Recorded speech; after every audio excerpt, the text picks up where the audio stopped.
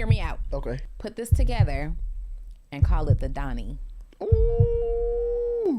This whole entire episode is hope. I was able to turn myself into a system. Noticing the psychology of what makes people buy. I always want to intertwine my customers in my business because I can't do it without them.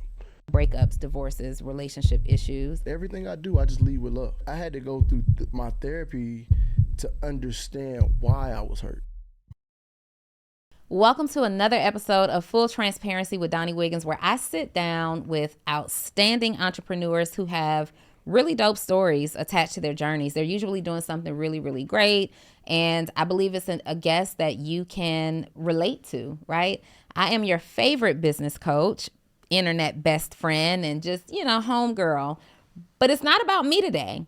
Today, I am sitting down with someone that I am quite fond of. You have an outstanding business journey. You've got an outstanding story, and I think that my audience needs to hear about it. So without further ado, y'all, let's welcome Keon Davis, the CEO and founder of Smooth and Groove, to the sofa. Hello. It's about time. I know, right? Why has it taken you so long to get here?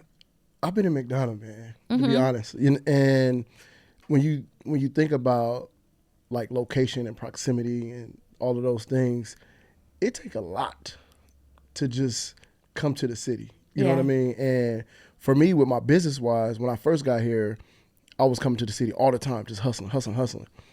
But then it started not to make sense, right? So it's like I'm passing all this stuff just to say that I'm in the city. It's 100,000 people that I'm passing that I can be selling to, right? Yeah. So I start making a decision, like the only time I come to Atlanta is if I'm booked or somebody booking me to come out there with a truck, or if it's something that's been planned for a couple weeks or months that I know about that I'm gonna come out to. But outside of that, I just kind of stay at the house. That's actually, you're starting off with a good, I don't know if it's a key yet or just something to consider for entrepreneurs, because for those of you who don't live in Georgia or Atlanta, McDonough is a city outside of Atlanta, but it, like, if you hit traffic at the wrong time, it's more than an hour, hour and a half to get home, right?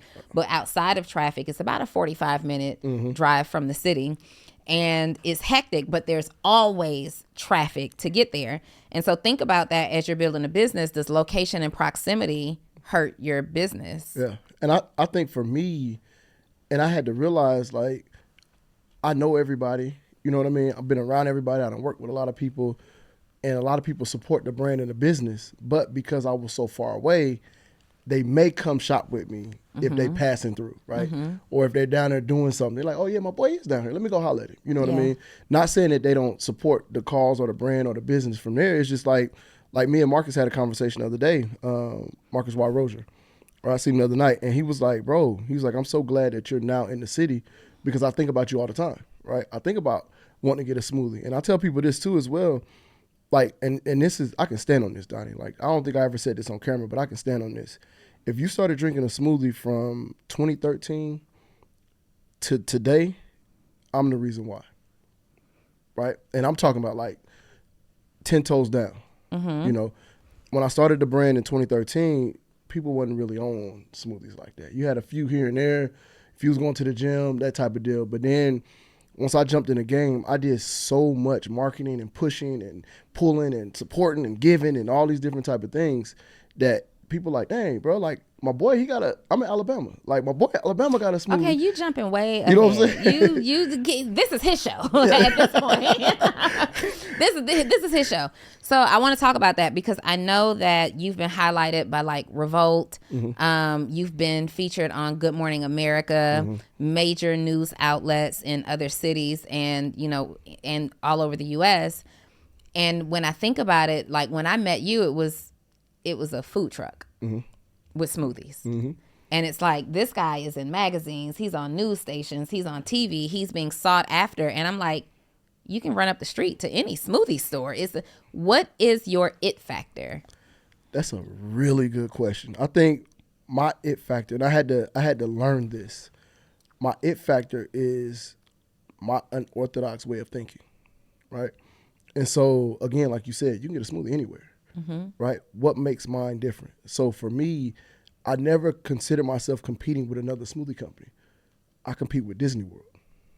Like that's my only competition right now. Disney World. Disney World. Okay, break that down. Right. So like, for me, I like to sell an experience. Right. When we came in here and you got the smoothie, it's like, oh shoot, you just changed the whole feel, right, of just drinking a smoothie. Right. And so when you think about other smoothie companies, it's a transaction. Right. With Disney World, it's a feeling. You know what I'm saying? So I learned a long time ago that, like, I think it was like 92% of people don't drink straight black coffee, right? It's only like 20% of people that actually like straight black coffee, right? But the coffee industry is a $1 billion industry, right? So then I'm like, okay, well, why is it that people drinking it if they don't like it, right? Well, they like how I make them feel. You know what I'm saying? So now when you tap into somebody's feeling and how you make them feel, now you become a part of their routine. You know what I mean? So like when you start thinking about people like, oh, I can't do this until I have my coffee. Don't talk to me till I have my coffee, right? That's a routine, you know? So now I'm like, okay, well, who has the best experience in the world? Disney World. Disney World make everybody feel like a kid, right? Disney World excites everybody. I don't care what age you are. There's something relatable to Disney World. You know what I mean? And so that's kind of how I approach my business and what I do. And that's how I became, that became my it factor, right? So it's not just a smoothie. It's not just a product. It's a feeling. Wait, because I want the audience to hear this. There's a lot of people who are preparing their business to go to the next level, and they are literally going back and forth in their brains like, why isn't it getting there? Why isn't it going to the next level? Like, my product is really good. Your smoothies are delicious, right? Anybody can take a really good product and bring it to the market and it still flops. But one thing that you just highlighted is the importance of creating an experience and not just looking in your market research at companies that are your competitors directly, because you don't need to compete with the major smoothie brands. They don't even have the ingredients that you have, right? You're looking at who have I experienced that's given me an outstanding experience, and you're modeling that behavior. Right. That's clutch. And it's not even about, for me, it's not even about the product, right? It's more about how you make people feel. You know, so you think about like Cheers, the old show, right? I remember where everybody knows your name. when you walk in, they're like, hey! You know what I'm saying? And so that's the thing, like for me, I had to learn that my natural personality is like a salesman, just naturally, without even trying, right? So I had to learn that I have adopted certain traits that other people don't have. I see certain things that other people don't see. Like what? So like whenever I see somebody, I automatically find something to talk about on them, right? I can automatically build a rapport with I don't care who it is, where it is, what it is. No matter what it is, I can find a rapport on somebody. And so for me, when I was trying to teach my staff this, right, to create that experience for my customers, it was hard. And I'm like, bro, you just do this, right? So I'm like, okay, I got it. So one day, it took me like 3 months to do this. Every time I thought about saying something, I asked myself, why did I say that? Right? So whenever somebody would come in and a customer, and I would be quick, right? I'm like, why did I say that? Like, what did I see? What did I feel? And I would write it down. And so what I did was I put myself, my personality, everything about me on paper.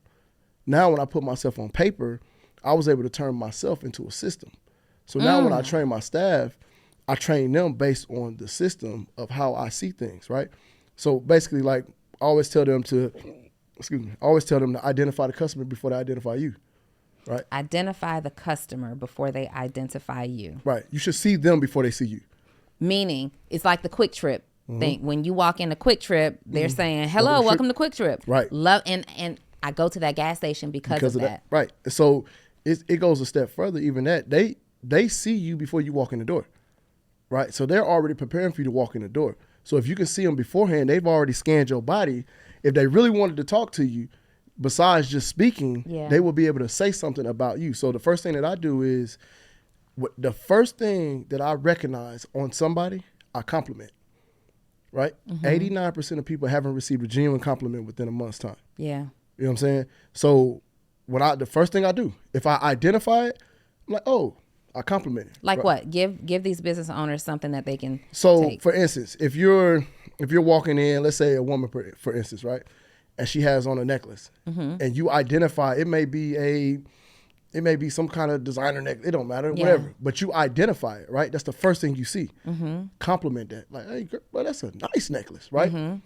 it's gonna catch them off guard. And I say, give an example, because complimenting might not work for everybody. Right. You gotta be careful with the compliments. Well, but it has to be genuine, right? And the reason that it becomes Genuine and safe. The reason it becomes genuine because you recognize that thing. So Okay. therefore, if you recognize it, you know something about it to where you can talk about it, right? Not necessarily just like, oh, I like how your hair looked today, or like, it's like, bro, you don't even know nothing about hair. Yeah. Right? You know what I'm saying? So it needs to be something genuine. Like, man, that denim is dope. Like, you know, what kind of fabric is that? You know what I mean? Or what brand is that? You know, so it's like something that's not necessarily intrusive, right?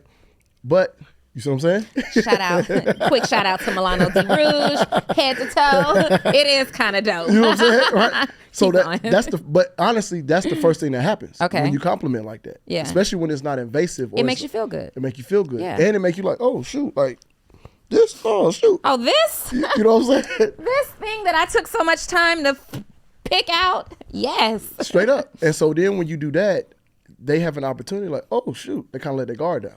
Hey, entrepreneur, are you looking for mentorship? Do you ever watch me here on the Social Proof podcast or on Full Transparency and say, you know what? One day I want to work with Donnie. Great news. You absolutely can. Join me inside my community, Actionable CEO, where we help to develop new habits, grow you personally, professionally, and financially, help you take massive action in your business, ultimately helping you make more money. It's just $97 a month. We meet every single week. We have a book club. We do live co-working sessions. When I'm in your city, you guys get to connect with me in person and so much more. Don't take my word for it. Go over to actionableceo.com. Check out the page and see if it's a good fit for you. If so, I'll see you on the inside. Right. Now we can have a conversation. Like, damn, do they got that at men's? Is that They do. Oh, my girl got, let me show you. Right. Now we having a conversation. Now we engaging. Now we starting to build a rapport. And all I did was compliment on something that I recognize. Yes. And then they trust your recommendations. Right. It makes it easier for you to even upsell if that's like in your framework. I call it the, so you know when you test drive, I mean when you was a kid and you did like the driving school and you have the car that has the steering wheel on both sides, pedal on both sides. So that's what I do with my customers, right? I ask them questions. Like the main question I asked them was like, what's your favorite fruit? Yeah. Right? Say, oh, whatever they say, I got to answer for it. Oh, I like pineapples and okay, cool. My nene, it's amazing, right? Yeah. Describe it, edify it, and then paint a picture for them. But even your smoothies paint a picture. And I want to talk about that because I've been wanting to drink. I'm so hungry and I've been wanting to take a sip. Y'all can see that I already took a little bit of a sip, but even your smoothies, I remember my very first time. This is Keon Davis, you guys, that for those of you who are on Instagram, Keon Davis, owner of Smooth and Groove. It is a smoothie shop, smoothie truck. When I first had an experience, so I don't know, Keon, me and you met, it was before the pandemic. You when and first moved out here. What year was that? 2018. 2018. Your first week here. So I don't know what it was or how we even got connected. We'll come back to that. But I know that when I had your smoothie for the very first time, it's like we met, and I remember we connected, we were talking, and then a couple weeks later, I was somewhere where the truck was. And I walk up to this truck, bright blue food truck. You've got the graphics are everything because the images, it's like bananas and apples and strawberries jumping off of the truck, almost like a 3D design, right? And you're so intentional about that. I see that you're about to rebrand some things and you're putting on the internet like, what design do you like? Most people would get a food truck as reasonably priced as they could, maybe slap their logo on it. We sell smoothies, keep it moving. The truck itself creates an experience. Walk up, it's 3D graphics, jumping off of the truck. Like, I am a believer of making people want to use their senses for whatever it is that you offer. That's good. So I felt like I can taste this fruit. It looks fresh. I can smell the freshness, though I can't taste or smell anything just yet. Then you get to the menu. And now it's not just let me get the strawberry banana smoothie. No, we ain't doing that. It's the I feel good. It's the I feel good smoothie. It's not just the pineapple mango passion fruit. It's the Nene. Yeah. Okay, because the smoothies make you want to dance, all right? Can I have a sip? But before I have a sip, these are actually my two favorites. So Keon came in here with like 20 smoothies. And I picked my two favorites because I want to talk about it. And because I believe that your business takes off the way that it does, has the catch that it does. Every event that's in Atlanta, people want the Smooth and Groove truck there. Right. Because you've paid a lot of attention to the experience. So let's talk about it. What is this? So that's the boot up. Right? This is boot up. Boot up. It's cuffing season. It's cold outside. Let's manifest. Let me take a little. That's that one. That's him. This the one? That's him? That's him.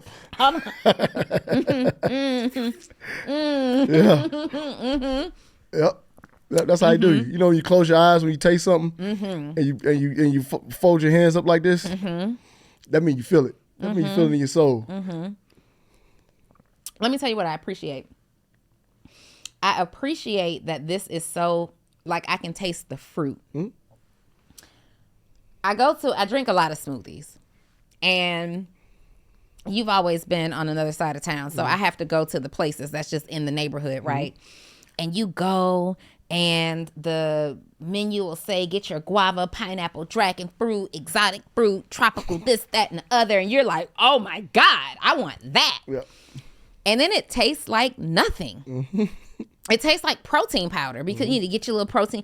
I can actually taste the fruit in here. Like, if you guys can see it, it's like full of seeds. And you know the biggest thing I want you to see in that cup? So go to his camera. Let me see. Mind you, I made those before I came here, right? When I got here, you were still filming. So we sat out there. That right there has been sitting in that table with no ice, right? The thing I want you to look at is the separation between the fruit and anything else. There is none, right? Normally when you're drinking a smoothie and you see them in a clear glass, there's a separation and you got to kind of mix it to kind of get it back, you know what I mean, to get it back in that texture. But what we do is we just use like frozen whole fruit, like real big fruit, big chunks of fruit. So like, and this is just some science stuff that I know from the smoothie end. The blender don't know what it's chopping up. You know, so when people make smoothies, typically what they do is they like to use fresh fruit and they think that stuff is better. It's actually not. Because what happens is the fruit starts to die as soon as it picks off the vine. You by fresh fruit, because this is fresh fruit, you it's mean frozen versus unfrozen. Right. Yes. Right. So when they pick it, it automatically starts to die. Right. So but when they freeze them, they pick it and they flash freeze it. So it preserves it, right? Just like anything else, you can preserve it. So when you get to doing that, when you got fresh fruit, you blend it up in order for it to get its texture, right? You have to try to add some stuff to it, right? So you got to put a lot of ice in it with the fresh fruit, right? You blend it up, put the ice in it, it's gonna dilute the flavor. Now you got to put something in it to get the flavor back, right? That's when you start all those add-ins and all that stuff to catch the flavor back. You know what I mean? And then on top of that, with that ice, it's just like water. Right, all ice is water. So you putting water in your fruit that's gonna dilute the flavor, which is gonna separate because it's two different textures. It's like oil and water. So when you just use all fruit, you ain't got to worry about that. Well, this is very, very potent. Let's talk about. This is called the Nene. The Nene. Okay, and what's in the Nene? Pineapple, mangoes, bananas, and passion fruit. Pineapples, mangoes, bananas, and passion fruit. This is my second favorite. See that smile? Okay. Look. Okay, wait. What's this one called again? That's the boot up. So he told me this him right here. I got to get the combo next time. That's her. Because, no, he going to make me dance. He gonna make you dance. He gonna make you dance. So this is the Nene. And so I'm imagining this came out the year that the Nene was a really big dance. Yeah. So the thing is, right, and my mom told me this. We were talking about this earlier. My mom told me, she was like, listen, when I was young, she said, there's a certain thing I want you to watch out for, right? It's a girl named Nene. I don't care what you do. Do not date a girl named Nene. Wait. I'm like, why? Any girl named Nene? She said, if it's a girl named Nene, you don't want no parts of her. What? Because she gonna have you hooked. She gonna do you wrong. So when I tasted that smoothie, I said that smoothie need to be called Nene. Because you hooked. That you gonna be hooked. This is my number one favorite one. Mm-hmm. I get this one all the time, but this one is a little it has a kick to it. It's a little bit more sour. This one is a little bit more sweet. And so today I really want to pour them in the same. Pour them up. You double fist. I'm not, because Just put both straws in. That's it. That's it. Hear me out. Okay. Put this together and call it the Donnie. Ooh. Can I get a menu item? You can get one. You can get one. Anybody else already got a menu item? Not officially. I'm in my feelings. Who unofficially has a menu item? Not official. Now, you know I got NIL deals too. So I got some NIL deals. Okay. So I got some cats that got their own name on the product as well. So, but on the menu, there's nobody that's on the menu. So you could be the first on the menu. I need the Donnie on the menu. Get the Donnie. That combination is delicious. What even brought you to this place of wanting to go into smoothie? You were an athlete. How do you transition from being the athlete, and I'm imagining that you aspired to be a professional athlete, Right. to transitioning into smoothies? It really kind of just fell in my lap, right? And it was one of them things that growing up, I was always the dude that was at the drink machine that try all the little drinks and then drink it like, no, that ain't it. Pour it out. Try these two. Drink it. You know what I mean? I'm always the one mixing drinks and handing people drinks and things like that. So that was always me, but I never really took it serious, right? But then when I was in college, I hated protein shakes. Like, and you know, that's one of the main things that you got to have, a source of protein when it comes to working out and all those things. But I would never drink them, you know. And my coach like, listen, you're not gonna play unless you drink it. I'm like, God, I got to figure out a way to make it taste good, right? So then when it came about, it's like, let me find ways to make protein shakes taste good, you know. And I was never a milkshake guy or nothing like that. And so I just created this avenue. I was working out at the gym one day, and I seen a spot, and they was like, you know, the smoothies was terrible. I was reading this book, The Alchemist. I tell people this all the time. I read the book, The Alchemist. Love that book. That's the first book I ever read in my life, cover to cover, right? I did it twice. And I was selling cars at the time down in Auburn. And I was like, bro, I can do something different, man. I'm making this money selling these cars, but I don't feel like I'm being fulfilled, right? Yeah. So I went to the gym, and the guy was in the gym, and he was doing this thing, and they didn't really have a spot. So I'm like, man, what is this? I can do something with this, you know? And I asked them, and I was like, well, are you guys looking to get rid of it? They're like, yeah, we're looking to try to find out what's what. I'm like, cool, let me do it. And so I had no background in smoothies, no like nothing in that space. It was an opportunity that I knew I could take advantage of, right? And you just wanted to drink a good smoothie. That's it. So I did that. My last month selling cars, I sold 22 and a half cars. I used to sell cars. Yeah, I was a dog too. Me but too. What kind of car did you sell? Hyundais, used. I used to sell GMCs, Pontiacs, Denali's, and Hummers. I sold Denali's the year the Denali's came out. Oh, yeah. I was a beast. I was a dog. Ooh. I was a dog. Okay. Yeah, I was a dog. And so my last month, man, I sold 22 and a half cars, right? And I was like, I'm out of here. And so before then, I knew that I was going to leave this month. And I was like, listen, I'm going to sell one car every day. That was my goal. And then outside of that, I was working on my plans, coming up with names, designs, thoughts, like all that different type of just locked in because I know I'm finna do something different. And so when I did that, I got my check. It was $12,883. Yes. You know what I'm saying? And I took that, paid all my bills up for 6 months. I had $2,000 left over, right? So I went in the gym. I bought a logo sign. I bought a freezer. I bought a blender. And I brought some fruit. And I just jumped in the gym. And I was in the gym from 8 o'clock in the morning to 9 o'clock at night every day. And from there, it was just like straight hustle. And I gave myself 6 months to get it right. You know what I mean? And so I didn't have no processes. I ain't had no systems. I ain't had nothing but just straight hustle. I knew I could sell. You know what I'm saying? I'm coming from selling. I'm coming from selling cars. I got a background in sales and marketing. Like, you know, I got my degrees in that type of industry. So I knew I could sell. I just had to figure it out. So I was in the gym. I mean, everybody came through the gym I'm speaking to. They thought I ran the gym. I'm like, no, I just got the juice bar. You know what I'm saying? And so when I did that, I got another gym. 6 months later, same brand, just like 30 minutes away in Columbus, right? And I was doing that, and I'm hustling. So I'm one day in Columbus, one day in Auburn. So I open in Columbus, I close in Auburn. I open in Auburn, close in Columbus, right? Yeah. But it wore me down because I didn't have no systems. I had one employee at each spot, right? If something was wrong in Columbus while I was in Auburn, it was just gonna be wrong. You know what I'm saying? And so I ended up shutting that store down in Columbus and focusing all my attention in Auburn. And that's when I got on campus. That's when we met. We met in 2019 because my daughter had gone to college. Yep. And we were talking about, at that time, my uncle, my family had he was vending inside of the stadium there. I remember that. We were remember we had the New Orleans seafood. My uncle, shout out to my Uncle Brian. We had the New Orleans seafood gumbo and jambalaya and all the things. And we were positioned in Auburn. And you were talking about, I wanted to get a truck so we could be on the outside of the stadium too. And we were talking about the pros and the cons of the food truck. And how do we get connected in the first place? Probably just through like Instagram, or just everybody. Because before I moved to Atlanta, my whole goal when I was moving to Atlanta was anything that I seen on Instagram, anything that I seen on Love and Hip Hop, anything that I seen in Atlanta. When I got there, I was pulling up. Right, and so that's what I did when I first got here.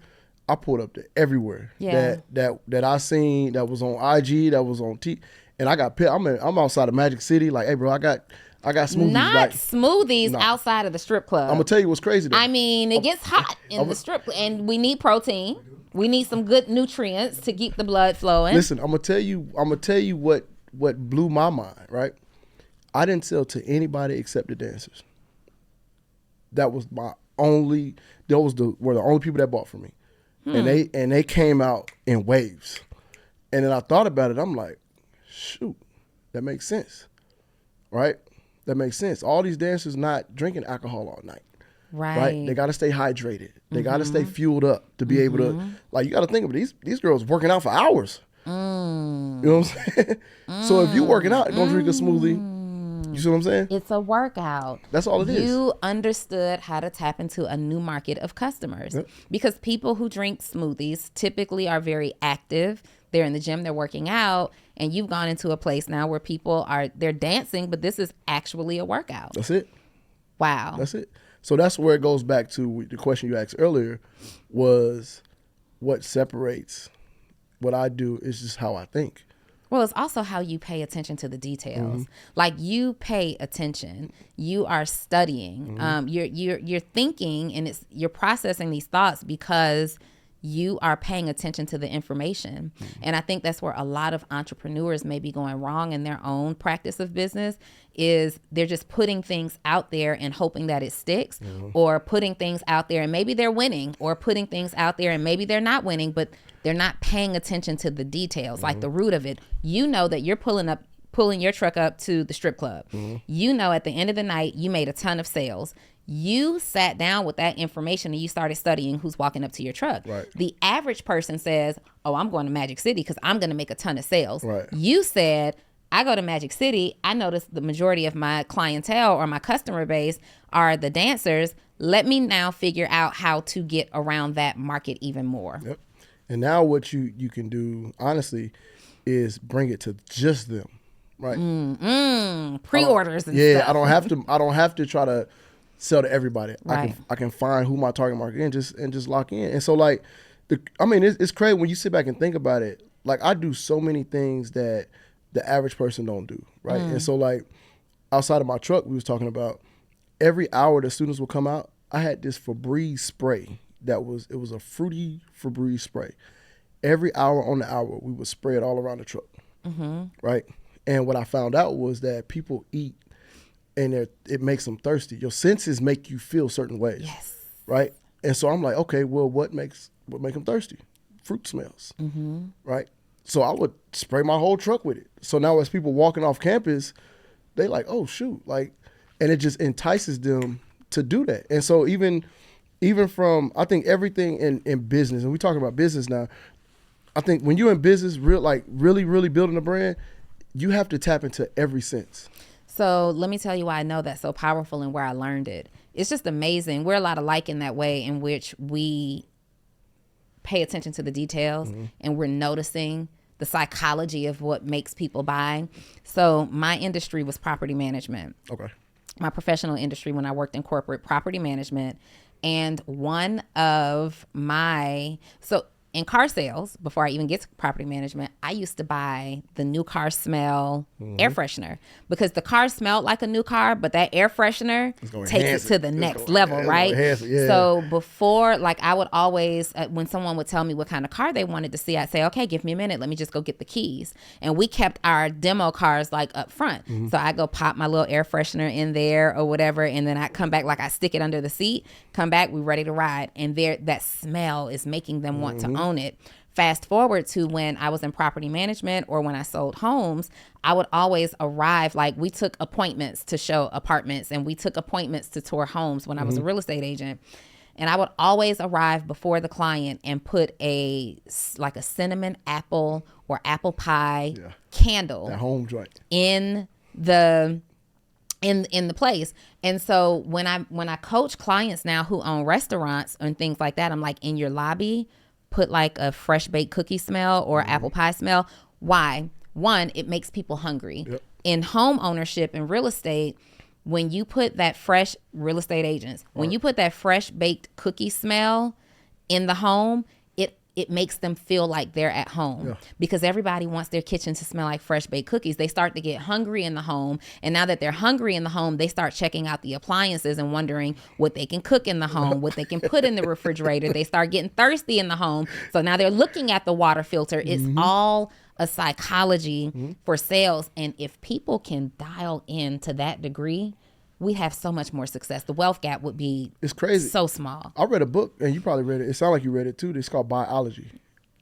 You know what I'm saying? I love that book. That book, that's my cheat code. You know what I'm saying? That's my cheat code. And so that in itself, like you said, it teaches you how to pay attention to detail on the things that's going on and why not and all that type of stuff. But at the same time, when you think about it from a perspective of like embodying everything. So what I look at is like your sound, right? If you're really trying to build a real brand, you need to have a sound, right? When you think about building a real brand, you need to have a smell, right? You need to have a color palette, right? So you need to be able, when you looking at certain things in your brand, everything should align. So even if you're somewhere else and you smell that, it's gonna remind you of that. Right? When you somewhere else and you see these certain colors, it's going to remind you of that. Yeah. You know what I mean? And so now that's how you build a brand. So like for me, like I got my own song. I got a Smooth and Groove theme song. I do it every 2 years. You know what I'm saying? I do my song every 2 years. You make a new one, you mean? Every 2 years. Okay. And so what I do is I got music on my truck. I'm playing this same song. Happy music. Off my truck. Yeah. So I got all of the names of my Smoothies songs that play off the truck, and then I intertwine my personal song on the truck as well, on the playlist. So now people are like, oh, that's a catchy little, like, what is that? Oh, it say Smoking Group. What's say Smoothie Truck on it? Yes. What song is it, right? So now it's a hearing part. Now the visual, like you just said, you could describe the truck. What you didn't see and what a lot of people don't see until they're close up on it is I made my food truck my customer's truck. So break that down. Well, you know, of course, IG is huge, right? When I was at schools and everything like that, I used to take pictures of every customer. And I would share it on IG. They like, oh, I want to get on IG too, right? And so, but then what I got a little bit more creative. I took every image that I took and I wrapped it on my truck, right? So my truck, the blue part of my truck, are all pictures of my customers. Are those who the people are on your truck? These are your customers? Yep. And then the words that are written on the truck are their tweets. So it's like them being founders, low key. That's it. Yeah. So it makes them feel a part of, you know, what we got going on. So imagine being a student, imagine being a customer, and you seeing your picture on the truck. That's like, no, that's my truck. Are that's you my doing that guy. with the new rebranding? Yeah, definitely. You're gonna so that's like a staple. You're gonna keep that. Yeah. So I'm gonna intertwine. Like I always want to intertwine my customers in my business because I can't do it without them, right? So I always want to make them a part of it to where now they take ownership of it, where they're not going to shop with anybody else. Listen, y'all thought that this was just a man who sold smoothies, right? This man is giving a whole masterclass on branding and customer experience. I love this. Yeah. so much. Yeah. So you are focused on the senses. You're focused on the sight, the smell, the touch, focused on all the things. What else makes you incredibly unique? Just that willingness to try it, and the fact that I can do everything, right? So I can come up with the idea, I can design a prototype, I can get it done, I can create it, I can do all the things that it takes. I can do it myself, right? So I don't have to wait to try to find people to help me. I can just lock in and get it done myself, right? And so that's good and bad because, again, you can't really do everything in your business and scale, right? But at the same time, if you're waiting on somebody, you ain't gonna be able to scale either. Either you want to make some money today or you don't. Or you don't, right? Sometimes as an entrepreneur, it really gets to that place. Right. I'm in a season right now where I have team, but we've been focusing most recently on not just having team, but what I've realized is after working on some projects where I had a team that comes to me and gets me ready for the day, there's a difference between a team that you have to get ready for the day and a team that gets you ready for the day. It's like a battery in my back. And so going into this next season of my business, that's good. I have to have a team around me that's getting me ready for the day. Right. These are the numbers. This is how we're starting the day. These are our primary objectives for the day. These are the deals and negotiations that we have on the table. This is the Donnie, you slipping on the content. This is the type of content we need from you right now. These are where the numbers are trending. I need a team that's getting me ready for the day so that I know that like it's just like this measure of accountability that's kind of in the background, that you know that people are watching you, and that is also an indication that they're as sold out for the brand or is bought into the brand as you are. It makes a difference. Oh, it makes a huge difference because that's one of the things that I always said. I've had a lot of like staff, right?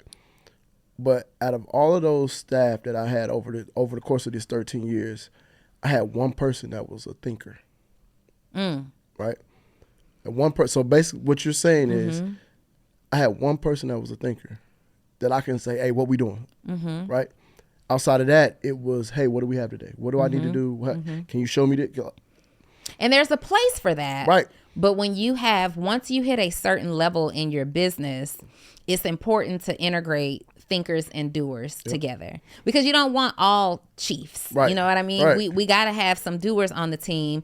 But if you really want to go to your next level as a CEO and you want to start making money in your sleep, you want to start positioning your business for scale, you want to start reducing some of that CEO overwhelm, you got to get some other thinkers. Yeah, you got to get, I call them buffers. Like you got to get buffers between you and your staff. And that's always been my problem, because my staff had always had direct connect to me, right? And for a while, I wanted it like that, for people to feel comfortable to come to me. Because it's a family. Right, it's a whole, we all It's a together, we working together, we looking out for everybody, you know what I'm saying? Yeah. Until they don't.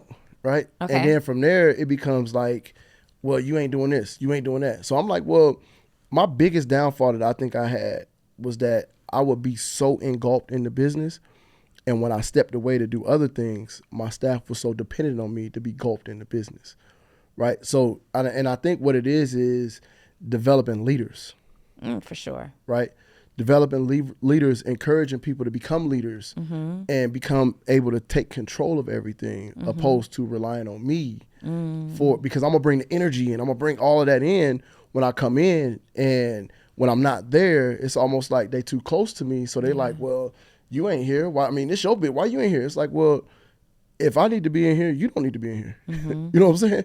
That's what that means, right? And so just understanding that balance level of creating those buffers, right? Having those buffers. And that's important. And that's why we, like you said earlier, that's why I'm scaling down, niching down to find my gaps, to find my holes, to find my things that are like, they can puncture me and where I'm leaking from, basically. Yeah. You know what I mean? And then plug up those leaks. So now going into this next season and this next phase where I'm ready to really scale, I done fixed so many leaks that I didn't even know was there. Okay, so you said a couple of things that I want you to clarify, okay, for our audience. You said, now I am niching down, but then you said to scale up.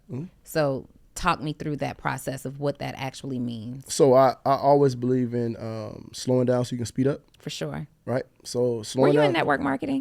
Yeah, I did. First of all, because why do you think like Hey, me? we dogs, man. Why do we say the same stuff? We got the same personal development training. What network marketing companies were you in? I did a lot of Noni Juice. Okay. I did Amway. Okay. I did what else I did? I did a bunch of them. I did jobs. Organo Gold. Organo Gold. Vacation Travel. I ain't do travel. And I then should've. what's the other? I did Melaleuca. I was in travel, Organo Gold, and Melaleuca, health and remember nutrition. Organo Gold. Listen, because I'm listening to you talk, and one of the things that I love about the network marketing industry, regardless of what people say about it, if you need a mindset shift, if you need to improve your belief, and you need to really develop as an individual, listen. It's game changer. It's game changing. Go back to that person who been trying to recruit you and pay that little $99 a month and show up for the meetings because the develop. Do you hear the way this man is talking? It's not because he woke up with this information. It's because of the training that you have gone through year after year. I hear it. Yeah. And it creates a level of confidence as well. Yeah. Right? So it creates a level of confidence of knowing, like, I'm all right with you telling me no. You know what I'm saying? Like, it's cool. Like, it's a numbers game anyway. So Next opportunity. yeah, that's cool. Okay, cool. Good. I'm out the way, right? Yes. But I also, too, just aside, I've been literally trying to figure out how to, and there's some sauce that I'm finna give y'all right here. I'm finna give y'all some real deal, like, this is how I think, right? Because of development side, like you just talked about in network marketing, and the franchise concept, right? I've always tried to figure out how to merge the two. Me too. And that's what I'm trying to do with this. Me too. They be like, network marketing is a pyramid scheme. I'd be like, great, teach me how to build one. Yeah, I want one. How big of a pyramid we can go? How big of a pyramid can we go? I want one. But think about creating a multi-level marketing concept and a franchise together, right? So because all multi-level marketing is the education. Yep. You can replace the brand or whatever the product you're selling. It's going to be the same thing. Yep. You're going to do it. It's the same recruiting. It's the same empowerment. It's the same sale. It's the same thing, right? If you extract the product and just insert another product, then that's the thing, right? All network, you just got to have a product. Well, and then here's the thing, just like in all seriousness, all network marketing does is exposes your network to that product that you're marketing. As a business owner, why wouldn't you want to incentivize your customers to expose your product or service to as many people as they can, and then they get incentivized, and then they get incentivized? It is the biggest and fastest way to spread the word. Like, these network marketing companies have hundreds and hundreds of thousands of people. The average business can't run paid ads to get hundreds of thousands of people. And they don't even realize it's a community, right? It's a community. It's a community of people that believe, like, it's hope. It's right? a referral network. Yeah, it's like affiliate. It's an affiliate referral network coupled with a compensation plan coupled with personal development. It's literally you referring your friends to an opportunity where they might be able to make some money. And we know everybody don't get to make money in network marketing, but everybody doesn't get to make money in anything, right? There's people who are getting fired from their jobs every day for not doing the work, right? Like, it just is what it is. But you got a product coupled with a network of people coupled with personal development. The end. But the other thing is, it's a hope deal too. Yeah, for sure. They hope dealers. So the biggest hope dealer, like, and again, I love the business model. I love it, right? But when I look at companies like the little detox packs and things like that, like, I love what they're doing. But I see what happens is you present this lifestyle, right, that you have from this. You didn't get that lifestyle from this, right? That lifestyle is what you're selling, right, for people to buy into. You know what I mean? So whether it's you can lose weight with this, right? You can unbig your back, right? Yeah. You can dress like me. You can drive what I drive, right? That's the pitch. That's the sales pitch, right? And so I think that when people start to really dial in and understand really what they're being sold, it's really just hope. Yeah. It's hope. But hope and opportunity. Hope is one of the three most important things to have in order to live a quality life where you're growing, because why wouldn't you want hope? And if I gotta invest to keep my hope up, you know what I mean? Right. Like every day, this whole entire episode is hope. There's Right. somebody who's like, wow, he's really dialed in on the customer experience. He's really dialed in on branding. I hope I get to do that in my business, right? Wow, Donnie is this successful business coach. I hope one day I get to work with her. We have to continue to put the evidence in the marketplace and the feelers. We got to continue to be a product of the product. Right. We got to, and that's all that is. Right. You got to be a product of the product so you can show how it pays off for you. And then people are hopeful that they can do the same thing. Hope is so powerful. Yep. I think the other thing is love too. I know it's a transition, but that love is what I found to be my source. Right. And you can tell when you don't have it. You can tell love is what you found to be your source. Yeah. When you say your source, what does that mean? So we always look at, like,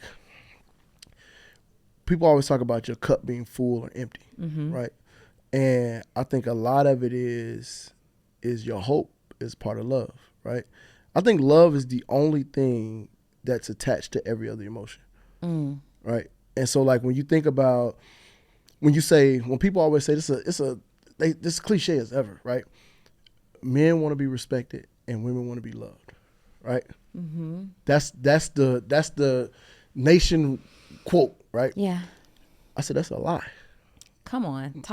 Come on. So the reason I feel like it's a lie is there's a man that's on the street that you've never met before, but because of who you are, you will respect him, right? You don't have to know nothing about this man. Yep. But you will show this man respect. Yes. Right? If there's somebody that you see that's trying to sell their product, that's trying to get their business off the ground, you don't know them from anybody, but you will support them. Right? Respect the hustle. Right? Yeah. You see what I'm saying? But as a man, we've adopted, like, man, I just want to be respected. Respect can stand on its own. Love can't. Right? Because if you love me, you're going to respect me. For sure. You're going to support me. For you're sure. going to encourage me. For sure. Right? So love is the only emotion that is tied to every other emotion. And that, I'm so glad that you said that, because every time I hear people say it, I understand why they say it. I do. I get it. A man needs to feel elevated in the eyes of his woman. And a woman needs to make a man feel elevated in her eyes. But a woman also wants to feel elevated in the eyes of her man. So when we say that men want respect, that's true. But women want respect too. Exactly. And there's not a woman who's going to take love and disrespect. In fact, the two is difficult really for them to coexist. Yeah, you can't. Right? You can't be loved and disrespected by the same person, because disrespect is not a sign of love. Right.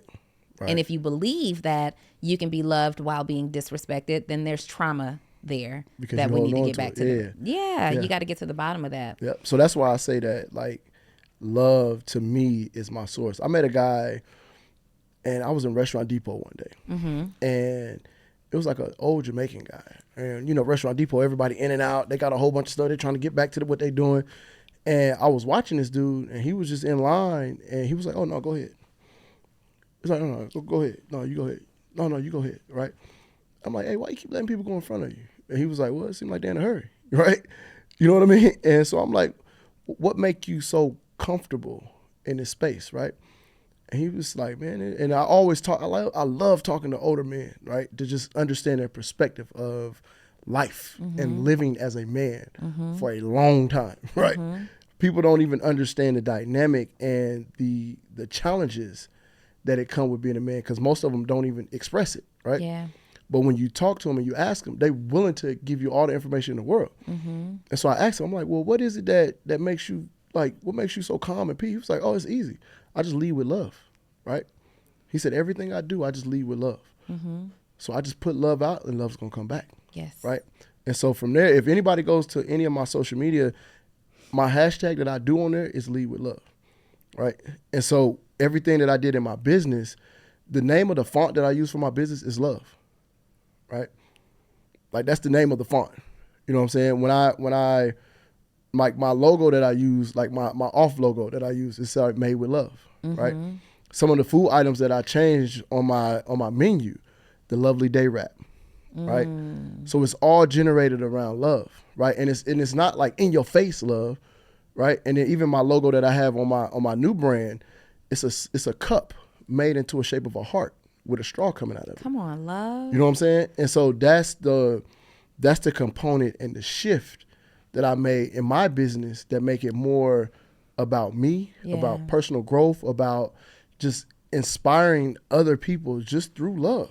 So I know that you recently went through a divorce. Mm-hmm. How has that impacted you? Is there a void there for you in that way of love, and that's something that you want again? Like, what's that been like for you? That's a great question, actually. So the divorce, it was like 3 years ago, and I think that the divorce was absent of love, right? For toward the end, you know what I'm saying? She's my daughter's mother. Like, I'm always had love for her, right? But the void came with my daughters, not being with my daughters every day. That's what hurt. Okay. Because like I'm a real girl. Like, I'm a real girl dad. Like, I'm one of them, you know, and like very intentional with my daughters. I know the impact that having a dad around every day has, right? I know the impact of not having a dad has, right? I'm one of those, you know what I mean? And so with my daughters, I was intentional. I would put them to bed every night. I would take them to school every morning. We were going to do affirmations. I'm going to brush their hair. We're going to say our prayers before we go to bed. Like being very intentional with my daughters every single day was the thing that that's what that love was, right? But when you remove that, it's almost like pulling your heart out your chest. Because these are people, these are my daughters that I know love me unconditionally. That's the only unconditional love I've ever felt outside of my mom, right? And so I think the important thing is when you have kids that, like, especially for mothers to sons and mothers and daughters to fathers, the love that you get is the only unconditional love you'll get from an opposite sex, right? So for instance, me and their mom was in love at one point in time. Yeah. Whenever you're ready, you can leave, right? Yeah. It's a wrap. You can detach like a mug, right? Well, with my daughters, I'm gonna always be their daddy, right? I cannot make another dollar in my life, but them girls gonna love me to the end, right? And it's not what I do, it's who I am to them that's gonna attach and always be there. So that's the thing that I talk about love. That's what fuels me, right? When I'm down, I'm like, bro, I ain't talked to my babies in a couple days. I need to talk to my babies. You know what I mean? And it's the same thing with them. Like, I just miss my daddy. Like, the first thing they do is run up to me and run in my arms. Like, that's the best feeling in the world. You know what I mean? And just seeing them laying and being happy and joyful and growing and asking questions and being creative. And like my youngest daughter is like, she's 5, but she's a dog in gymnastics already. You know, my oldest daughter, she's 9. She make her own clothes. You know what I mean? Like, she sews her own clothes right now. Yeah. You know, and she can swim like a fish. And just seeing all these things and just being a part of their growth and knowing, like, boy, these my babies. You know what I'm saying? That's some of the things that I think is most important when it comes to any and everything.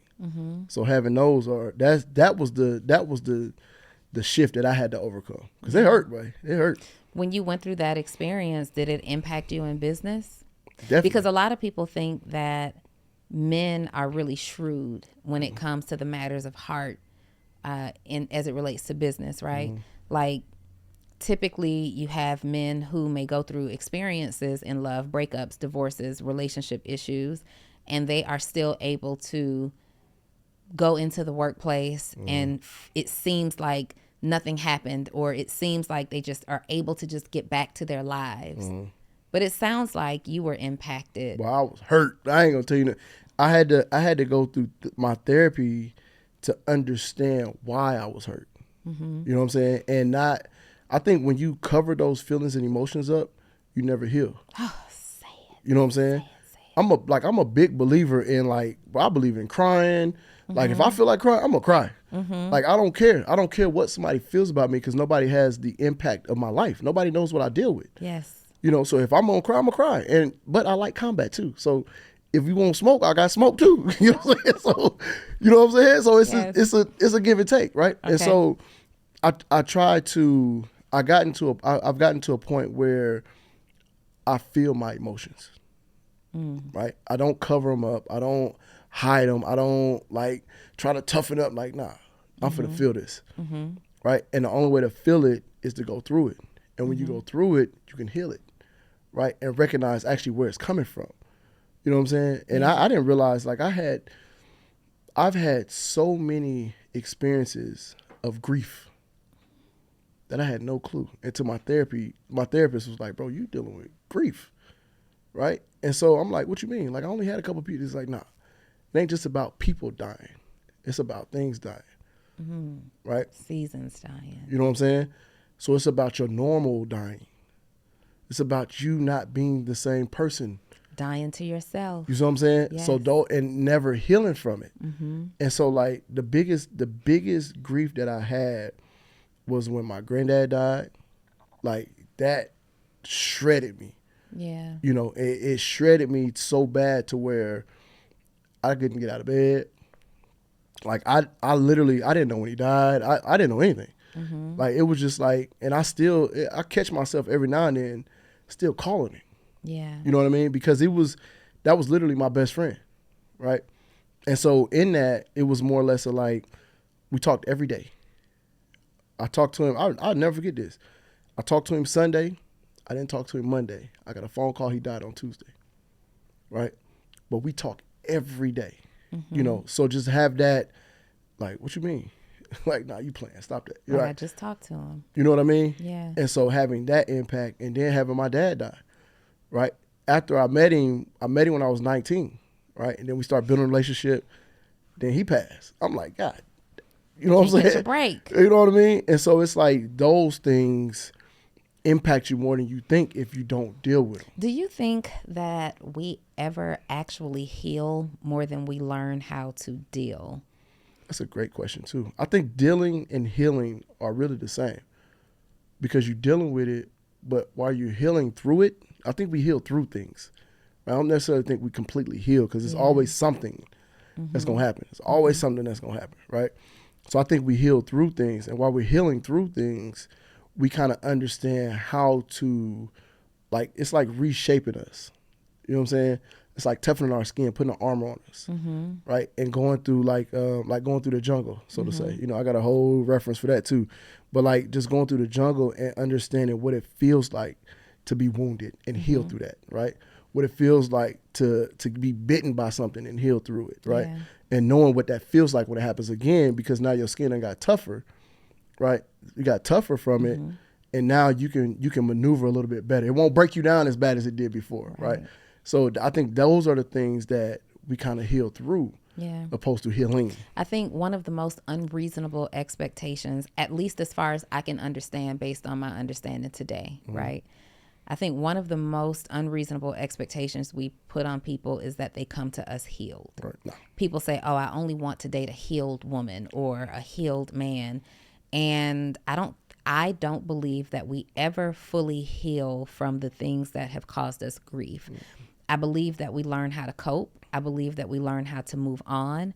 I believe that we learn how to recognize triggers and put some type of a defense in place so that we don't succumb to those triggers. Yeah.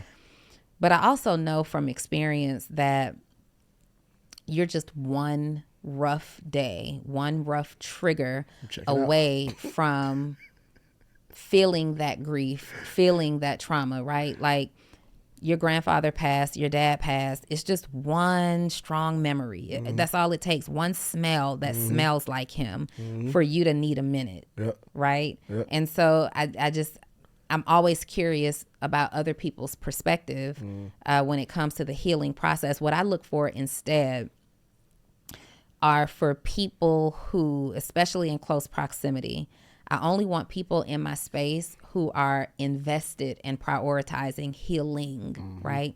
That means that these are people who recognize that there's still beauty in life. These are people who recognize that they have something to lose, but these are also people who recognize that they have something to live for. So instead of putting the pressure of saying you have to come to me complete, in that way, you can come to me in process, but there's still a mindset attached to somebody who has obviously done the work. Right. And it comes from it's different because, like, I know for me, anybody that I communicate with or anything like that, one of the first questions I ask is, what's your triggers? Like, what's your triggers? You know, because I know, like you just said, everything is a process, right? Your experience, my experience are two different experiences. If we're trying to come together and create something together, you're going to have something that I didn't know was a thing. Yeah. Right. And it's not that I did it on purpose. Right. It's just the fact that I didn't know. Right. Yeah. So when you know more about the individual and you ask the right questions, you can understand who they are, like what they enjoy, what hurts them, right? What things remind them of the past. It's people that may have, you know, it's people that may have been going through a situation where they got yelled at all their life. And all of a sudden you raise your voice and now it's a different, you end up, they go into defense mode, you know what I mean? Like they go back to that memory, like you said. Yeah. But it's like, I didn't really raise my voice. I was just getting excited, you know what I mean? Yeah. And so if you don't know, then it becomes a whole thing. But the more that you know and the right questions about being able to nurture a woman, right? Being able to, like, because I think I always in my life, I was raised by my mom, right? But I always in my life, I thought God was a black woman, right? I just believe that God is a damn black woman. Like, when did you stop and why? Yeah, I still do, right? Like, I think black women are so dope Yes. and amazing, right? And adaptive, right? And so it's just that, like, we got to get to a point as men, right, to protect all of our black women, not just the ones that you're attracted to. You see what I'm saying? Yes. Like, not just the ones that you're trying to holler at, not just the ones that, like, as a whole, right? Be kind, bro. Like, it don't take much to be kind. It don't take much to be a gentleman. It don't take much to show respect to people that you don't want nothing from. Yeah. You know, and I look at it from a standpoint of like I said, I got little girls. My mom, my grandma, like, I would want someone to do that for my people, right? So it was the other day, I think it was at Ponce or something, and I was coming from the gym, and I seen a black lady was struggling trying to change her tire, right? I'm finna be late for a meeting. I call, like, hey, look, I'm gonna be late, boom, boom, boom. Let me get under here, I got it. You know what I'm saying? I don't know her from a can of paint. Yeah. But the fact that I'm sitting here as a black man watching another black woman struggle to figure out how to change this tire, and I just walk past her, I can't live with myself like that. Oh, can't live with myself like that. You know what I'm saying? That's strong, Keon. Like, for real, like, you can't sit here and say you a man if you allow that to happen. Like, and I understand people have different feelings and thoughts and emotions, and I'm too, like, I get it, bro, but it's a certain cloth that I was cut from. You know what I'm saying? And I really don't understand or think that they making that cloth no more. You know what I mean? The cloth is in limited supply. You see what I'm saying? It is a special exclusive, only released a couple of times a year. You see what I'm saying? And it's not, and it wasn't even a second thought. It wasn't like I was like, oh yeah, let me see what, bro, it's like this lady is on her hands and knees trying to take a tire off. Yeah. No, bro, watch out, I got it. You know what I'm saying? And so, but I think that if more people understood the value of our women and how we can work together in tandem opposed to working against each other, then everything that we want and desire be needed. Like, because I'm telling you, there's so much beauty in a woman that you don't necessarily want anything from. Yes. Right? And vice versa. It's like it can be so much done. It can be so much accomplished. Like, the experience of life can be that much better. Right? But when you got people that the weirdos that everybody they trying to get with, like, it's like, come on, bro. Like, it ain't even on that. You know, and now you done diluted the pool because everybody think everybody the same. Yeah. You know, so it's like, it go back to that Ali quote. It's like, listen, if it's 1,000 snakes in the room, and 10 ain't gonna bite me, the other 99, you know what I'm saying, 99 will. Do I open the door and hope that these 10 in the front pushing the other ones back, or do I just leave the door closed? I'm gonna leave the door closed. Leave the door closed. You know what I'm saying? So that's what's happening in the society now, is that everybody just subjecting themselves to certain things because it's just like, bro, like, damn if I do, damn if I don't. How do we fix it? Can we fix it? It's definitely fixable. I think it's more like, I think it's more about, like, men like me and other men that's like that, just being vocal.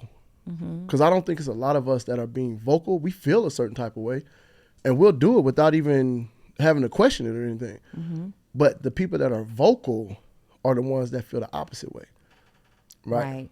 You see what I'm saying? Yes. The ones that are more vocal about the situations are the ones that are like, oh man, I'm kind of like the situation you had, that, you know, with Buddy on that podcast. Yeah, but it's like, bro, what are you doing? Yeah. What were your thoughts about that? Lame, bro. I don't know anything about nothing. I just heard the conversation. Yeah. But again, there's no way to disrespect a woman, period. There's no reason to.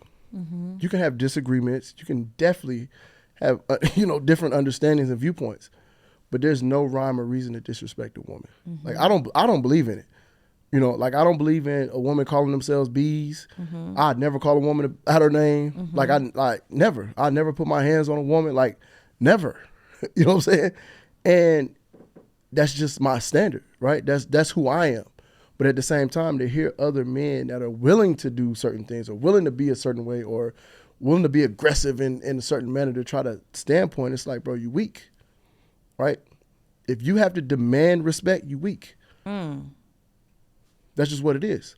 My presence, my aura, who I am will get respect. I don't have to say nothing. I will, as you're talking, I am sitting here thinking about how consistent your message is right now to how I've witnessed you live your life, mm-hmm. right? You have always been very kind, mm-hmm. just a very kind, how are you doing, mm-hmm. check on you type of person. But you also don't have to be in the front. No. You come into a room and you are very observant, paying mm-hmm. attention to the details, but noticed. Mm-hmm. You see you in the room, mm-hmm. right? You were the other day at my birthday party. Mm-hmm. You were one of the first people I saw in the room. Mm-hmm. I'm walking through and I'm hugging people, and then there's you standing there, like not saying a word, but very loud, mm-hmm. right? Mm-hmm. And so there are people who need to hear from men like you. There mm-hmm. are people who need to be shown something different. Mm-hmm. So what do we have to do to get you to be more vocal? I got to come in rooms like this. Yeah, for sure. Like, why haven't I heard you talk like this? I've always. Let me tell y'all something before we get there. Keon is one of those men that if you are in his presence, ladies, and there's a car to be walked to, you're not walking alone. Nah. You're not walking alone. In fact, he will extend his stay if you're alone. Like, you'll wait. Mm-hmm. And I think sometimes people can have that expectation, or you can feel like you have that expectation of yourself and you don't understand how impactful that is. But it's noticed every single time, right? I appreciate it. No, I think that it's just, for me, like, I just think about protecting women. You know what I'm saying? Like, it's nothing about, to me, I'm like, okay, well, I would want somebody to do this for my people. That's it. That's all I think about. It's like when my daughters I would want somebody to. Was it like this before you had daughters? I was always kind, but I wasn't this intentional, right? I didn't know the impact of being intentional. Mm-hmm. You know, I would always be kind. I would always hold the door for people. Like, I've always done that, you know, since I was a little boy. So how does this posture translate in relationships? Because are you dating? Not right now. Now, we just had a conversation before this show, which is why I'm asking this question. So your boy done been to the Usher concert 3 times and he didn't go with the homies. No. Okay. I have a situation that I'm in currently. I'm not available. Right. You're not available. I'm not. So then you are dating. I'm getting to the point. I want to get to that point. Right. We got some things that we got to work out, but I do want to get to the point where, you know, hopefully maybe so, you know, but if we can get over these little hurdles, but at the same time, I don't want to rush into anything either. So do you show up well in relationships? Definitely. You do? Mm-hmm. Okay. I think that I show up the same way. And I think a lot of times it's different for people, right? To have that's never had that in that manner. Is that what's happening right now? Like, you're a different experience? I think so. Mm-hmm. I think so. And it's not a bad thing. Mm-hmm. Like I say, everybody has to grow together if they're going to grow together, mm-hmm. right? But at the same time, you have to be willing to take the other person's growth, right? Mm-hmm. And have the other person's growth.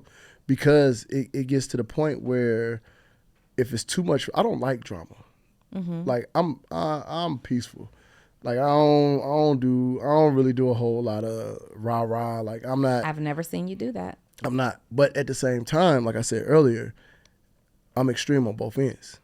Right? I've learned to be this peaceful. I've learned to tame that beast that's in there, that's in there.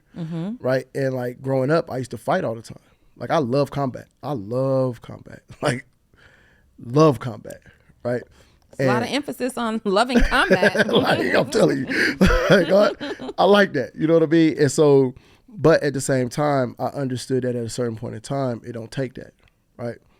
I was loving combat because I was hurt, so that's where I was releasing my pain. That's how I was releasing my pain. I wanted somebody else to feel my pain, right? So that's how I got to that point. But then once I started to be able to heal, it's like, no, I want to show love. Yeah. Like I don't have to compete with, I don't have to have an ego with, like I don't have to be that person. You know what I'm saying? Like I can love you through this, bro. Like we don't have to fight. Like what's going on? Like it's probably something going on, bro. Like I want to let you know it's cool. You know what I mean? Like, and being able to identify those things is what kind of put that beast back in the cage, to where it's like I don't have to operate out of pain anymore. You know, I can operate out of love. And I'm willing to take the blow. Like, it's okay. It's cool. You know what So you're welcoming love? Yeah. You're definitely. excited for it? I love love. Like, You want to get married again? I will. I'm a teddy bear. I like to cuddle and stuff. Like, I like that. I don't think a lot of dudes would say that, but I think a lot of dudes like that cuddling job. Men like to cuddle. I love to cuddle. For sure. And they like to be the little spoon sometimes too. I don't know about all that. They like to be the little spoon sometimes. Trust me, ladies. I don't know about all that. Come from behind. You know what I mean? Throw that leg over. Now that little leg. Now That's when you're the little spoon. But the whole leg, the whole body be on the leg. Like it ain't. Yeah, it's but the little spoon means, the big spoon means you're from behind, and you throw that leg over. That's, y'all like that. I just like to be touched. I like that. I like that interaction. And it to me, I'm big on like energy, right? Like I'm very spiritual. I'm very like in tune with the universe, the earth. Like I'm a tree hugger. Like people would never notice about me, but like I'm a real live tree hugger. Like like I'm like gotta that. walk outside barefoot, Yeah, you get gotta grounded, yeah. hug the trees. There really is a spiritual shift that occurs when you do that. It's the only thing that's honest. The only thing that's honest. I felt like it was the only thing that's pure. Yeah, the same thing. Yeah, same But thing. honest, I like that. The tree gonna be a tree. A tree is going to be a tree. It's not gonna try to conform to whatever is around it. It's gonna be what it's gonna be. You know what I mean? And so like, I think that, and the other thing is, I love history. I love history. I love like the Stonehenges, like all the things that we can't explain. I love that type of stuff. You know, I love the universe, and I used to want to be an astronaut when I was a kid. So like, I love the space. I love all of that stuff. And so for me, it's just one of those things that I can go in the woods and get lost, right?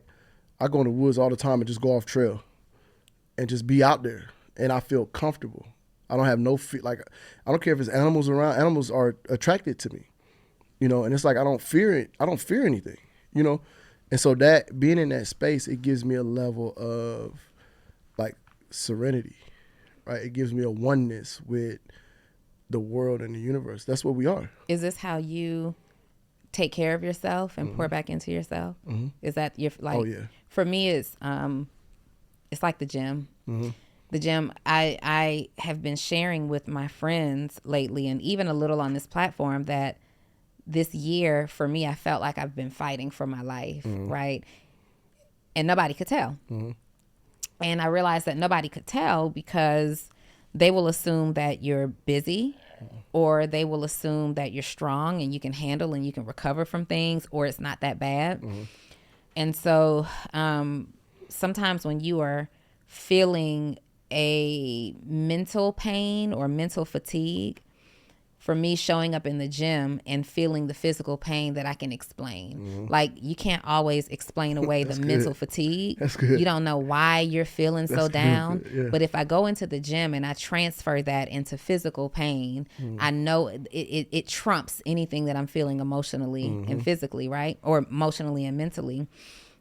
And so the gym for me is one of those things. I love, love, love the spa. Yeah. I specifically love spa experiences and meditative experiences in Arizona. It's one of my favorite places. And I got to get back there. It's been way too long since I've been, but I like to go. And there's nature, right? There's nature, there's desert land, but there's a purity there that makes sense. And they have all these curated experiences where you have to release and just let go and think of nothing. Disconnect. And those are the things. And I like to eat good, Keon. Yeah. Those are the things that do it for me. But those experiences, right? Those are experiences. Those experiences. So for me, like you was talking about the woods, and I don't know if anybody knows this, but like last year, August 1st, almost committed suicide. Last year? No way. Yeah, definitely. And it was to the point where I recorded a video to my mom and sent her my location where I was at. I was in the woods, and I sent her my location, and they were blowing me up, calling me. I was like, bro, it's over with. You know what I mean? And what happened was when I did that, the only thing that kind of like snapped me out was my daughters called me, right? My daughters called, and the first thing they said, Daddy! And I was like, oh, shoot. I'm like, what's up, babies? I always kick in. Like, when my babies call, I kick in gear. I kick into daddy mode. But then, like, I had to take the time and realize, like, I was hurt. And where I was at and the position that I was in and the environment that I was in wasn't helping, right? It was only adding to it. And it was, like, wearing me down, beating me down. And I was pouring, but it wasn't nothing pouring back, right? And I'm the type that take blame for everything. You know, it's like, it's my fault. It's cool. It's my fault. I'll fix it, right? I figured it out. I'll fix it, right? I got it to the point where I didn't have it, you know? And there was no one that I felt understood. There was no one that was there. It was nobody that had any, like, know about it because I'm the strong friend. Yeah. Every time I show up, I'm smiling. Everything's good, right? Until I get by myself, you know, and I'm dealing with depression. I'm dealing with stress. I'm dealing with, you know, all these things that I've been dealing with that nobody knows about. You know what I mean? And so it just got to the point where it was like, bro, I'm done. Like, I tried. And that was the thing that I said the most in the video. And it takes me, I haven't been able to watch the full video over since I sent it to him. I still have it. Yeah, I still have it. I got it on my phone. And I haven't been able to watch it fully without shutting it off, tearing up. Right? I don't even look like myself. Completely different. I've always wondered what people who reach that point were thinking in the moments before. And this year, for the first time ever, I can understand why people would think it has to come to that, right? I was significantly depressed due to a medication that I was on that I've since stopped. So we're on the other side of that now. Yeah. But when you're in that place, and especially when you can't really explain why you're in that place, and you feel like you deserve to be in a better place because of how you show up in this world, right? For everybody else. And you feel like nobody shows up for you the same way, and it's because everybody thinks you're so strong. For the first time ever, I said, because I've not ever been able to understand it. Like, it's selfish. Why would you do that? Nothing is ever that bad. Right. Well, now I understand, because the space that I had been in, even while, and you know, you wonder too, like, nobody around you noticed. I am so high functioning. Nobody around me had a clue. Noticed. You just couldn't tell, because I'm still going to show up. I'm still going to run my business. I'm still going to be a part of the family. I'm still, right?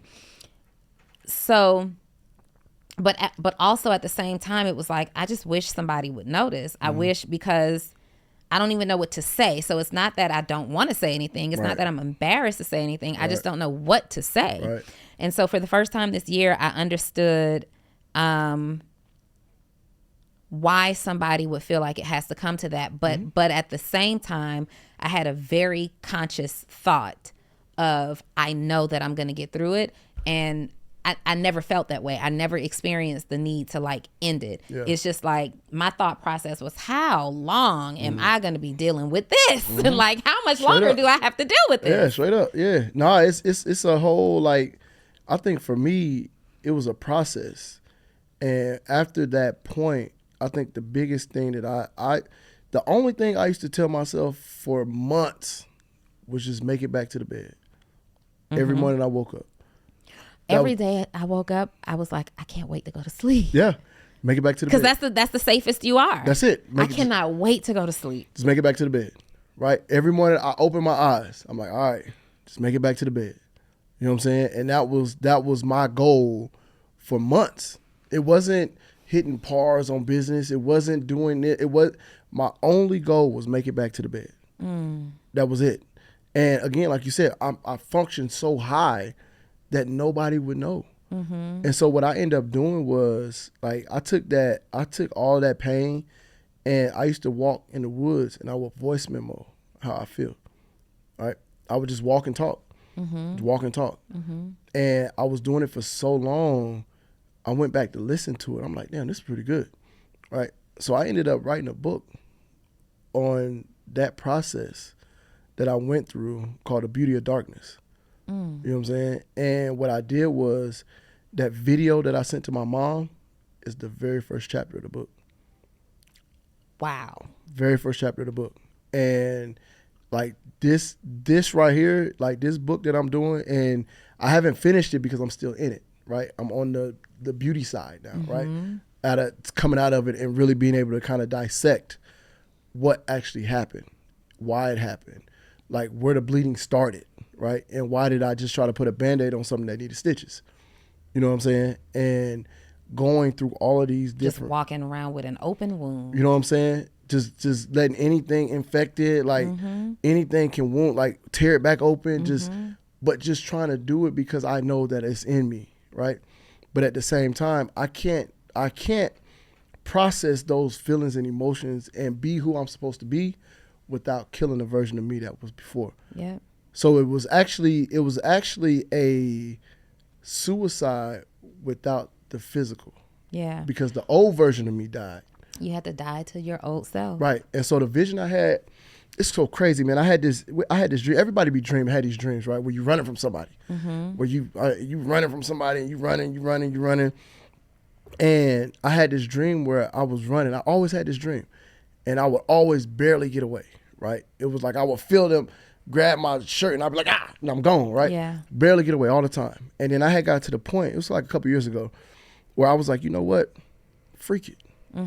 Like, I ain't running no more, right? And so when I did that, what I did was I ended up having a dream. And I started running. And I had this conscious thought, and I was like, nah, bro. I turned around, right? I was running from myself. Oh. Like, and it the only thing that I can remember is that movie Gemini Man with Will Smith. Yes. Right? When he was fighting himself, that's the exact feeling that I had when I turned around and looked and I woke up and it was me. And then I realized, I'm like, bro, this whole time I've been running from the best version of myself. Right? So now I have to get to the point where I can accept this and start to heal from this and really be the person that I need to be at the end of the day. And that's what I got from it. And that's what I've been on now. That's why I'm so peaceful. Like, it's whatever. Yeah. You know? I'm proud of you. I appreciate it. I'm grateful that your daughters made that call. I appreciate it. I would have been devastated, just so you know. Yeah. And so many other people would have. I don't know that we only casually have that thought one time ever in life. So I extend my shoulder and my heart to you in the event that, you know what I mean, we ever get to that dark place again. But I am proud of you. I appreciate it. You are doing great things, and this is a testament to what your life stands for. I believe the people who listen to this will be so impacted by your words, because when you look at an entrepreneur and someone who was bold enough to go out and pursue a dream, sometimes we think they have an it factor that we don't have. Right. Sometimes we think that they've been elevated to a level where they don't deal with the challenges that everybody else deals with, right? And it's simply not true. Nah, not at all. It's simply not true. But we still have to show up. We still have things that we're responsible for. And in spite of all of that, in addition to all of that, the first thing that we need to show up for is ourselves. Period. You cannot pour from an empty cup, right? And no matter what you do, what you say, how you feel, if you're not good, ain't nobody around you good. Because I feel like for me, like I'm the first in my family. Yes. You know what I'm saying? And the only. You know what I'm saying? And so for me, it's like I always had this vision that I was gonna do so well and be so good at everything that I do that if anybody in my family wanted to be anything like me and they missed, they'd be 10 times better than everybody else. Right? So I wanted to set the bar so high. You know what I'm saying? And then it became this thing where it's like, as long as I can show them, right, that it's possible. You know what I'm saying? So like like I said, I'm the first. I went to Tuskegee.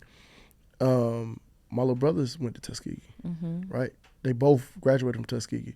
And so the thing was like, it felt so good to see my mom watch three out of the 4 of her boys graduate from the same school, and I was the reason why. Right? So it's the I call it the Trailblazer. You know, I got a tattoo on my back. It says the Messiah, right? And when I tell people that, they like, "What you think you are?" You know what I'm saying? I get it though, but I'm the Messiah in my family, right? I call it a Trailblazer. I'm the Trailblazer in my family. Yes. Right? I'm the one. I'm the one, right? That's gonna do this, you know, and that's the pressure that I put on myself all the time. But at the same time, it's worth it, right? It's worth it because I know that the impact that I make, that I leave, that I create is gonna change the trajectory of everybody that I experience.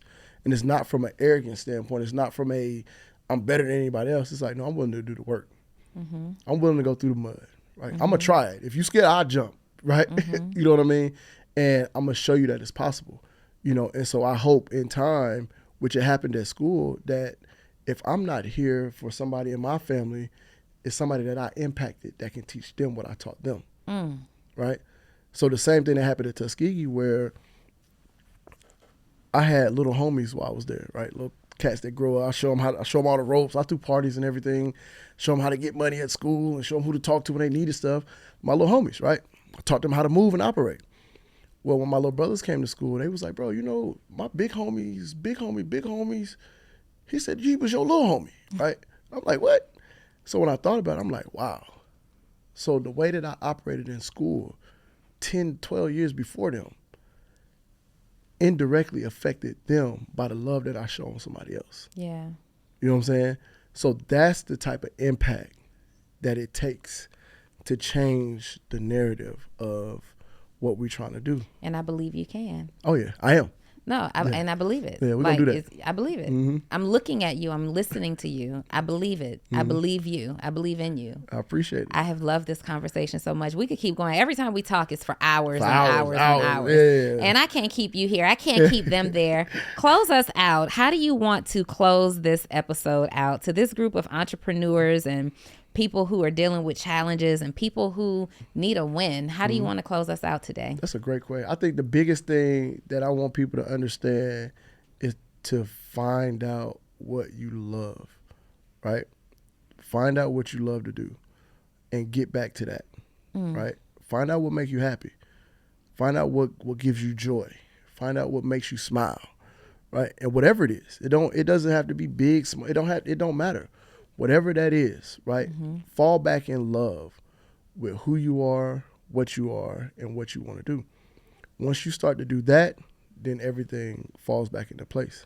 That's a fact. Now, look at you being quick with it. Yeah, that's it. Y'all, the last time I talked to Keon, it was me, him, and my friend Milan. In Oh, fact, yeah. this man will talk for hours. Robbie had to get it off my chest, bro. Like, yo. I was over on the couch going to sleep. Y'all said, I said, read the room, people. No, but Lon was talking though. You were going. She was asking I was like, questions. wrap it up. And we just wrapped up this episode of Full Transparency, you guys. You will see Keon's details wherever this video is posted. Tap in with him, get a smoothie from him, have an experience with him, learn from him. This was powerful. Thank you for being here. I appreciate it. All right. Bye.